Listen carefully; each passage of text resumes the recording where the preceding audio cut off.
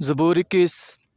اے خداوند، تیری قوت سے بادشاہ خوش ہوگا اور تیری نجات سے اسے نہایت شادمانی ہوگی۔ تو نے اس کے دل کی آرزو پوری کی ہے اور اس کے منہ کی درخواست کو نامنظور نہیں کیا، کیونکہ تو اسے عمدہ برکتیں بخشے۔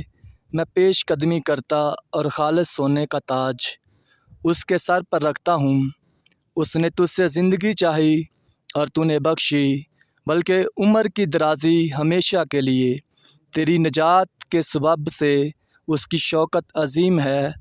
تو اسے حشمت اور جلال سے آراستہ کرتا ہے، کیونکہ تو ہمیشہ کے لیے اسے برکتوں سے مالا مال کرتا ہے اور اپنے حضور اسے خوش خرم رکھتا ہے، کیونکہ بادشاہ کا توکل خداوند پر ہے اور حق تعالیٰ کی شفقت کی بدولت اسے ہرگز جنبش نہ ہوگی۔ تیرا دائنا ہاتھ تیرے سب دشمنوں کو ڈھونڈ نکالے گا۔ تیرا دائنا ہاتھ تجھ سے کینہ رکھنے والوں کا پتہ لگا لے گا۔ تو اپنے قہر کے وقت ان کو جلتے تنور کی مانند کر دے گا۔ خداوند اپنے غضب میں ان کو نگل جائے گا اور آگ ان کو کھا جائے گی۔ تو ان کے پھل کو زمین پر سے نابود کر دے گا اور ان کی نسل کو بنی آدم میں سے، کیونکہ انہوں نے تجھ سے بدی کرنا چاہا۔